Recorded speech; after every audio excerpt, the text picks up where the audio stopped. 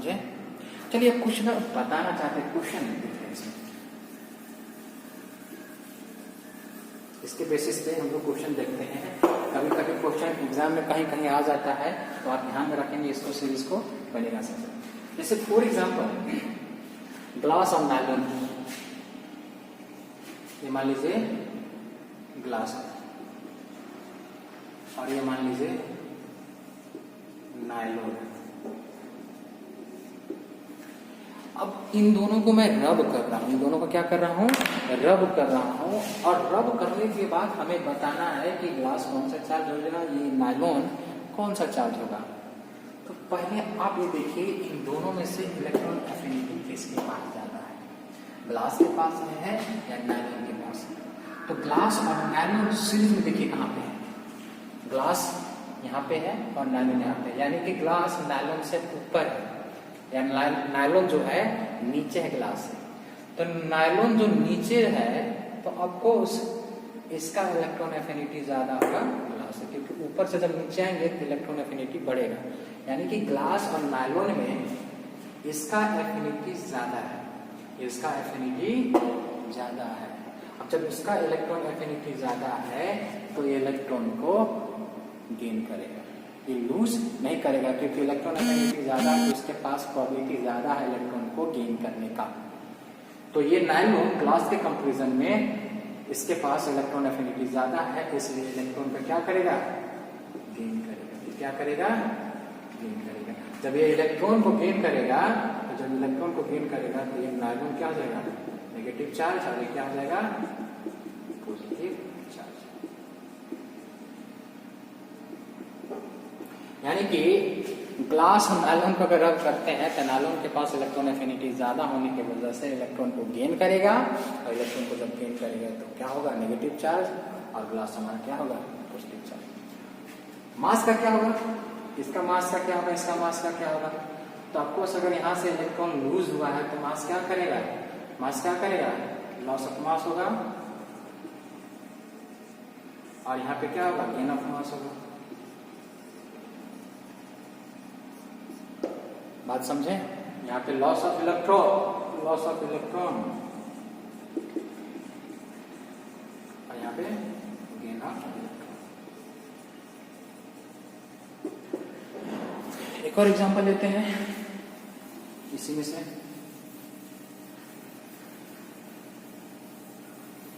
एक और एग्जांपल लेते हैं, जैसे मान लीजिए वुड और लीड की बात करते हैं। जैसे मान लीजिए वुड है और ये मान लीजिए लीड है। वुड और लीड को हमने क्या किया? रब किया। क्या किया? रब किया। जब हमने रब किया तो हमने रब करने के बाद देखना चाहता हूं कि एक्चुअली वुड पे कौन सा चार्ज होगा और लीड पे कौन सा चार्ज होगा। ये पॉजिटिव होगा कि नेगेटिव होगा, ये नेगेटिव होगा कि पॉजिटिव होगा। तो हम क्या करेंगे? पहले पता करेंगे कि ये वुड और लीड में किसके पास इलेक्ट्रॉन एफिनिटी ज्यादा है। तो इसके लिए हम जाएंगे सीरीज में, और सीरीज में देखेंगे वुड का पोजीशन और लीड का पोजीशन। तो वुड का पोजीशन, लीड का पोजीशन देखिए कि लीड जो है वुड से नीचे है, वुड से नीचे है। नीचे है यानी कि इलेक्ट्रॉन एफिनिटी ज्यादा हुआ। जब ऊपर से नीचे आएंगे तो इलेक्ट्रॉन एफिनिटी ज्यादा होता है, यानी कि लीड के पास इलेक्ट्रॉन एफिनिटी ज्यादा है। तो ये इलेक्ट्रॉन को वुड से क्या करेगा? अट्रैक्ट करेगा। जब यह अट्रैक्ट करेगा तो यहाँ पे क्या होगा? गेन ऑफ इलेक्ट्रॉन, और यहाँ पे क्या होगा? Loss of electron. ये लॉस ऑफ इलेक्ट्रॉन यानी कि पॉजिटिव चार्ज, और गेन ऑफ इलेक्ट्रॉन यानी कि नेगेटिव चार्ज। मास क्या होगा? यहाँ पे डिक्रीज करेगा, लॉस ऑफ मास होगा, और यहाँ पे गेन ऑफ।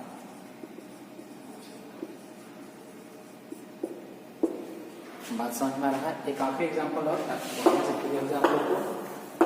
आखिरी एग्जांपल और, एल्युमिनियम और सिल्क।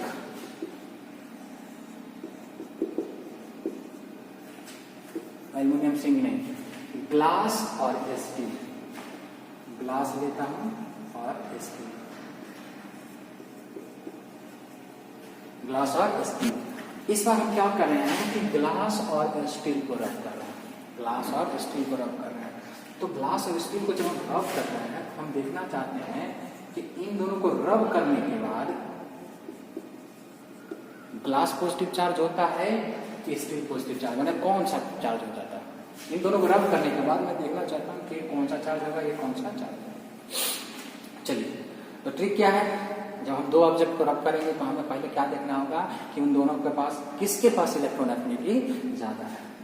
चलिए हम देखेंगे ग्लास और स्टील में किसके पास इलेक्ट्रॉन एफिनिटी ज्यादा है। तो देखिए ग्लास का पोजीशन क्या 2 नंबर है और जबकि स्टील का कितना पोजीशन नंबर है 10 नंबर है। तो ग्लास ऊपर है कि स्टील ऊपर है, ऑफ कोर्स ग्लास ऊपर है और स्टील नीचे है। नंबर वाइज देखिए ग्लास 2 नंबर पे है और ये स्टील 10 नंबर पे है, यानी कि स्टील नीचे है ग्लास ऊपर है। तो जब ऊपर से नीचे जाएंगे इलेक्ट्रॉन एफिनिटी बढ़ेगा। तो बताइए ग्लास और स्टील में इलेक्ट्रॉन एफिनिटी किसका ज्यादा है? ऑफ कोर्स स्टील का, क्योंकि नीचे है ग्लास के कंपैरिजन में। क्या यानी कि स्टील के पास इलेक्ट्रॉन एफिनिटी ज्यादा है ग्लास से। तो जब दोनों को रब करेंगे तो इलेक्ट्रॉन गेन कौन करेगा? स्टील करेगा। यहाँ पे गेन ऑफ इलेक्ट्रॉन और यहाँ पे gain of loss of electron, यानी कि यहाँ पे हमारा होगा पॉजिटिव चार्ज, यहाँ पे होगा नेगेटिव चार्ज। यानी कि स्टील और ग्लास को रब करते हैं तो ग्लास पॉजिटिव चार्ज होगा, स्टील हमारा नेगेटिव चार्ज होगा। ग्लास का मास क्या होगा? लॉस होगा और यहाँ पे मास क्या होगा? मतलब यानी कि स्टील का मास बढ़ेगा और इसका ग्लास का मास कम होगा। समझ गए? फॉर एग्जाम्पल ले लेता हूं वुड को और दूसरा सिलिकॉन को।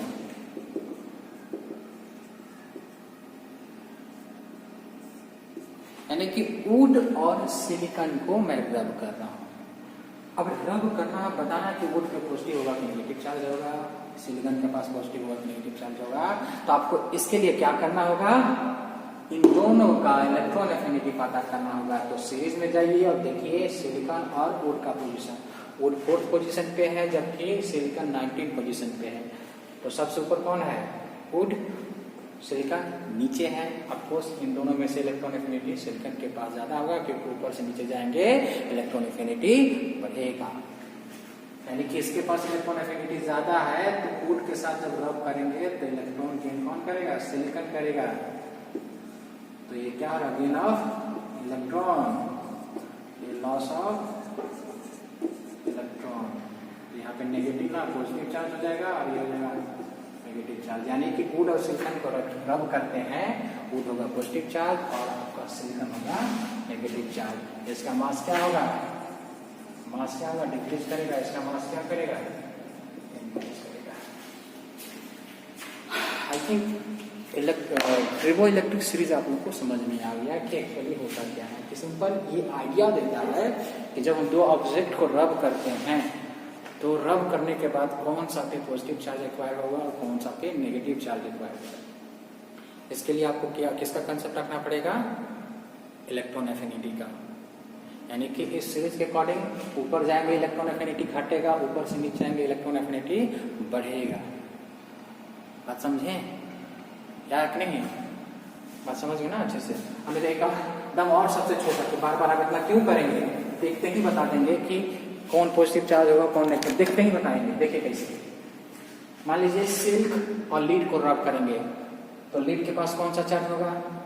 सिल्क के पास कौन सा चार्ज होगा? तो देखिए 5, 6 है तो इन दोनों के पास इलेक्ट्रॉन एफिनिटी किसका ज्यादा होगा? आपको सिल्क का ज्यादा होगा। सिल्क का ज्यादा होगा तो जिसके पास ज्यादा कौन सा चार्ज होगा? नेगेटिव। कौन सा चार्ज होगा? ये नेगेटिव चार्ज होगा और ये क्या हो जाएगा? Positive charge. अगर मान लीजिए कि 3 और 4 को रब करते हैं, 3 और 4 को, तो देखिए इसका इलेक्ट्रॉन एफिनिटी ज्यादा होगा और इसका क्या होगा? कम। जिसका कम पॉजिटिव चार्ज, जिसका ज्यादा। मान लीजिए इन दोनों को बात करते हैं, इन दोनों को एक साथ रब करते हैं तो ये इलेक्ट्रॉन एफिनिटी ज्यादा होगा कि ऊपर में है और ये नीचे में है। तो ज्यादा यानी कि नेगेटिव, कम यानी कि।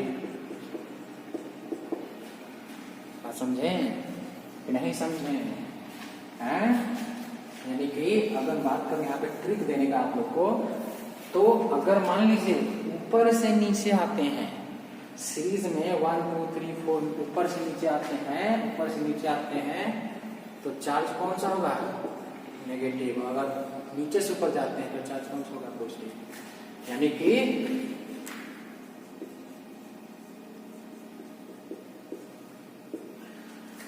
सीरीज में ऊपर से नीचे आएंगे तो नेगेटिव होगा, नीचे से ऊपर जाएगा तो पॉजिटिव होगा। यानी कि देखिए 7 5, तो हम जा रहे हैं 7 से 5, यानी कि 7 से 5 यानी कि एल्युमिनियम और लीड को अगर रब करते हैं तो लीड पे कौन सा चार्ज होगा? एल्युमिनियम पे कौन सा चार्ज होगा? तो नीचे से ऊपर जा रहे हैं, यानी कि ये होगा आपका पॉजिटिव, और ये कौन सा होगा? नेगेटिव। क्योंकि नीचे से ऊपर में क्या होता है? पॉजिटिव, और ऊपर से नीचे में क्या होता है? नेगेटिव। एक और एग्जांपल, जैसे मान लीजिए टेफ्लॉन है, तो नीचे से ऊपर, अब देखिए ना 18 19 इन दोनों को रब करते हैं तो इसमें से कौन पॉजिटिव होगा, कौन सा नेगेटिव? तो नीचे से ऊपर जा रहे हैं, तो नीचे से ऊपर में कौन सा होगा? ये पॉजिटिव होगा और ये नेगेटिव होगा। तो आपको जो सुटेबल लगे वो मन में रखिए।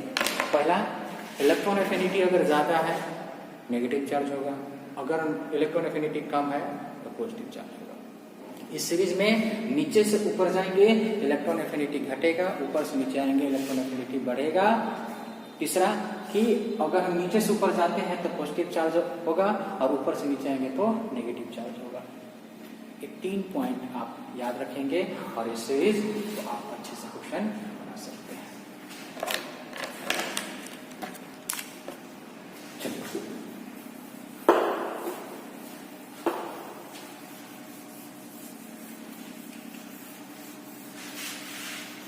आगे है आपका यूनिट ऑफ चार्ज देखते हैं। आगे हम यूनिट ऑफ चार्ज देखते हैं। यूनिट ऑफ चार्ज, चलिए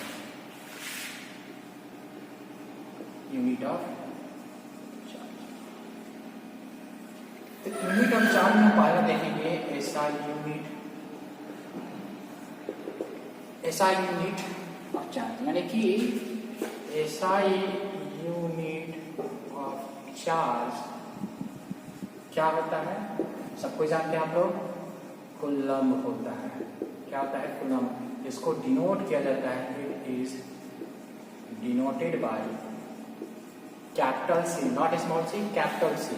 यानी कि एसआई यूनिट ऑफ चार्ज जो होता है कूलम्ब होता है, जिसको कैपिटल सी से डिनोट किया जाता है।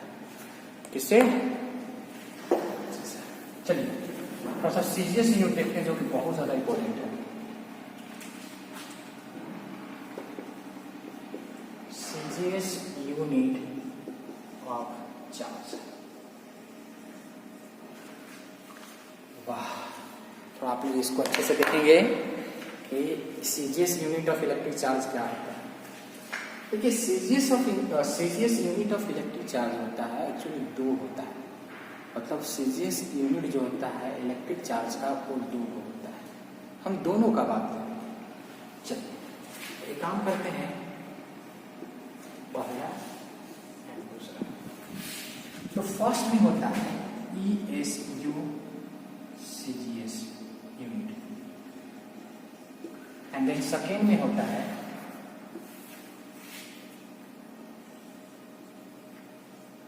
EMU CGS unit. यानी कि एक होता है ESU CGS यूनिट और दूसरा होता है EMU CGS यूनिट। इसके अंदर देखिए कौन कौन सा यूनिट हम लोग कंसीडर करते हैं। एक होता है इलेक्ट्रोस्टैटिक्स यूनिट ऑफ चार्ज, जिसको ESU से सिंबॉलिकली रिप्रेजेंट किया जाता है। यानी कि पहला इस यूनिट में बात करें, ESU CGS यूनिट में बात करें, तो पहला होता है इलेक्ट्रोस्टैटिक्स यूनिट ऑफ चार्ज, जिसको ESU से रिप्रेजेंट करते हैं। और एक और होता है इसी में एक और होता है स्टैट कूलम्ब, जिसको सिंबल से रिप्रेजेंट करते हैं स्टार्ट C। स्टार्ट सी, स्टार्ट स्टार्ट नॉट स्टार्ट। आगे एक और इसमें फ्रैंकलिन, जिसको कैपिटल एफ और स्मॉल आर से डिनोट करते हैं। देखिए ये जो हमने 3 यूनिट जो रखा है ESU सीजीएस यूनिट में, 3 unit, electrostatic unit of charge यानी कि ESU, स्टैट कूलम यानी कि स्टैट सी, फ्रैंकलिन यानी कि F1। एक्चुअली तीनों अलग अलग नाम है बट यूनिट क्या है, सेम है। मतलब इस यूनिट में तीनों एक ही हैं बट नाम अलग अलग है, नाम अलग अलग। फ्रैंकलिन, स्टैट सी, ESU, तीनों का मतलब क्या है, एक ही में हम लोग यूज कर रहे हैं, एक ही में हम लोग यूज कर रहे हैं। यानी कि आप ESU यूज कीजिए या स्टैट सी यूज कीजिए, चाहे फ्रैंकलिन यूज कीजिए, बात एक ही होगा। यानी कि ESU यूज करें, चाहे स्टैट कूलम यूज करें, चाहे फ्रैंकलिन यूज करें, बात आपको एक ही पड़ेगा। बट ये तीनों किस में है, ESU सीजीएस में है। इसमें देखते हैं, इसमें electro magnetic unit of charge, जिसको रिप्रेजेंट कर जाते हैं EMU से, और दूसरा है एट कूलम्स, जिसको डिनोट करते हैं AB कैपिटल C और A कैपिटल C। देखिए EMU सीजीएस यूनिट में, EMU सीजीएस यूनिट में हम 2 लिए हैं, इलेक्ट्रोमैग्नेटिक यूनिट ऑफ चार्ज यानी कि EMU। ये पूरा लंबा नाम को हम क्या कहेंगे, EMU, या एब कूलम्स। एब कूलम्स, एब कूलम्स को सिंबल कैसे रिप्रेजेंट करते हैं, small a small b capital C, small a small b capital C और स्मॉल a और C। यानी कि आप कूलम को या तो ए बी कैपिटल C से डिनोट कर सकते हैं या स्मॉल a कैपिटल C से डिनोट कर सकते हैं, या आप EMU लिखें, चाहे ABC लिखें या AC लिखें, बात एक ही है, बात एक ही है। चलिए अब थोड़ा सा ना एक सबसे मजेदार चीज रखते हैं, रिपीट कर दो एक बार। सीजीएस यूनिट ऑफ चार्ज जो होता है हमारे पास 2 होता है, एक ESU सीजीएस यूनिट होता है और एक EMU सीजीएस यूनिट होता है। इस यूनिट में इलेक्ट्रोस्टैटिक्स यूनिट ऑफ चार्ज यानी कि ESU होता है, और स्टैट कूलम यानी कि स्टैट C बोले, फ्रैंकलिन बोले या FR बोले। इस यूनिट में यूमी सीजीएस यूनिट में इलेक्ट्रोमैग्नेटिक यूनिट ऑफ चार्ज बोला जाता है, जिसको EMU कहा जाता है। और बोलिए एब कूलम्स बोलिए, जिसको ABC यानी कि C कैपिटल होगा, बाकी स्मॉल होगा, और नहीं तो A यानी कि small a capital C, AC। ये जो लिखे जो है ये एक्चुअली सिंबल है, ये सब क्या है, सिंबल है। जैसे ये कूलम को हम लोग C से डिनोट करते हैं ना, उसी तरह से इलेक्ट्रोस्टैटिक यूनिट ऑफ चार्ज को ESU से रिप्रेजेंट करेंगे, स्टैट कूलम को स्टैट C से रिप्रेजेंट करेंगे, फ्रैंकलिन को कैपिटल FR से डिनोट करेंगे। आप समझ गए? चलिए सबसे इंपॉर्टेंट यहाँ पे बात देखते हैं, कुछ नोट करते हैं।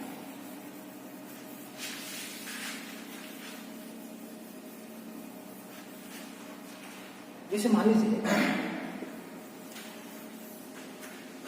कि अगर ESU चाहे EMU ये जो भी यूनिट है तो कूलम के साथ तो रिलेट कर रहा होगा। जैसे मान लीजिए कि ESU सीजीएस यूनिट है चार्ज का, ESU सिस्टम, ESU और सीजीएस यूनिट में, तो ESU और आपका कूलम में कुछ तो रिलेशन होगा। यानी कि हमारा क्या होगा कि relation between Coulomb's and ESU, यानी कि कूलम्स एंड ESU में रिलेशन क्या है, तो आपको मैं बता दूं कि 1 कूलम में 3 × 10⁹ ESU होता है। यानी कि 1 कूलम में आपका 3 × 10⁹ ESU होता है। बात समझ गए? या आप ऐसे भी बोल सकते हैं कि 1 कूलम = 3 × 10⁹ स्टैट कूलम, क्योंकि ESU स्टैट कूलम एक ही है, एक ही यूनिट में यूज किया जा रहा है। तो आप 1 कूलम = 3 × 10⁹ स्टैट कूलम भी बोल सकते हैं, और 1 कूलम इक्वल टू 3 × 10⁹ फ्रैंकलिन भी बोल सकते हैं। यानी कि आप इसको याद अच्छे से कर लेंगे। 1 coulomb equal to 3 × 10⁹ ESU, 1 coulomb equal to 3 × 10⁹ stat coulomb, 1 coulomb equal to 3 × 10⁹ Franklin. ये तीनों का मतलब एक ही है। आप इसके जगह फ्रैंकलिन रखें, चाहे स्टैट कूलम रखें, चाहे ESU रखें, बात एक ही है। इसके जगह पे आप FR रखें, चाहे ESU रखें, बात एक ही है, अलग नहीं है। ये नहीं सोचना है कि ये तीनों अलग है, अलग नहीं है। नाम वाइज अलग है बट एक्चुअली काम एक ही जैसा कर रहा है, इसलिए तीनों को एक ही यूनिट में रखा गया है। ESU CGS यूनिट में तीनों को रखा गया है, बट इसके जगह EMU नहीं रख सकते हैं, वो अलग है। यहाँ पे एप्स कूलम नहीं रख सकते हैं, वो अलग है। बात समझ रहे हैं ना? ये तीनों इक्विवेलेंट है, ये इक्विवेलेंट है बट उसका इक्विवेलेंट नहीं है, यूनिट का इक्विवेलेंट नहीं है। बात समझे? चलिए, relation between C and EMU। चलिए, कूलम्स और इलेक्ट्रोमैग्नेटिक यूनिट ऑफ चार्ज का रिलेशन देखते हैं, यानी कि EMU और C में रिलेशन क्या है। तो इसके लिए आपको 1 कूलम इक्वल टू 1/10 EMU होता है, यानी कि 1 कूलम इक्वल टू 1/10 EMU होता है। यानी कि आप ऐसे बोल सकते हैं, क्रॉस मल्टीप्लाई करेंगे तो 10 कूलम इक्वल टू हो जाएगा 1 EMU, या आप ऐसे बोल सकते हैं कि 10 coulomb equal to 1 ab coulomb, या बोल सकते हैं कि 10 coulomb equal to 1 AB capital C, या 1 बात समझ में आया? देखिए ना, MU apps coulomb, AC ABC हमने रखा कि नहीं, क्योंकि ये किस में है, EMU CGS यूनिट में है, इसलिए ये सब इक्विवेलेंट है, जैसे यहाँ पे क्यों आई थिंक समझ में आ गया। यानी कि 10 कूलम इक्वल टू 1 EMU होता है, या 1 कूलम इक्वल टू 1/10 EMU होता है।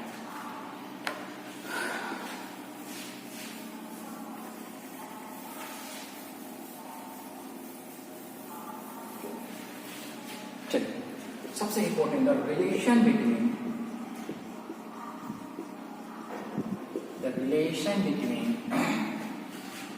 ESU and EMU। वाह, बहुत ज्यादा अच्छा है। तो देखिए, 1 कूलम इक्वल टू 1/10 EMU होता है। क्रॉस मल्टीप्लाई करेंगे तो 10 कूलम इक्वल टू 1 EMU, ये तो होता है। चलिए आगे देखते हैं। 1 कूलम में कितना ESU होता है? तो सिंपल है भाई कि 3 × 10⁻, कितना होता है 9 ESU। तो 1 कूलम में 3 × 10⁹ ESU होता है, तो 10 कूलम में कितना होगा? तो 10 कूलम में सिंस 1 में कितना, देयरफॉर 10 में कितना 3 × 10⁹, 10 से क्या करेंगे मल्टीप्लाई, यानी कि इन दोनों को मल्टीप्लाई करेंगे पावर क्या हो जाएगा ऐड, यानी कि 9 1 10 कितना हो जाएगा 10 हो जाएगा। यानी कि 10 कूलम इक्वल टू 3 × 10⁻10 ESU। तो मैं बोल सकता हूं कि 10 कूलम इक्वल टू इतना ESU है, यानी 3 × 10⁻10 ESU है। तो क्या 10 कूलम इक्वल टू 1 EMU होता है कि नहीं? देखिए तो 10 कूलम इक्वल टू 1 EMU, तो क्या इस 10 कूलम के जगह पे 1 EMU रख सकता हूं, और ये तुम्हारा एज इट इज हो जाएगा। यानी कि रिपीट कर रहा हूं कि 1 कूलम में 1/10 EMU होता है, 10 कूलम बराबर कितना हो जाएगा 1 EMU, यानी क्रॉस मल्टीप्लाई करेंगे तो चलिए देखते हैं 1 कूलम में इतना होता है, तो 10 से मल्टीप्लाई कितना आ गया, तो 10 कूलम जो है 1 EMU के बराबर है, इसके जगह हमने सब्स्टिट्यूट कर दिया, तो 1 EMU इक्वल टू हो गया 3 × 10⁻10 ESU। यही आपका रिलेशन है, किसके EMU एंड 3 × 10⁻10 ESU के बराबर है।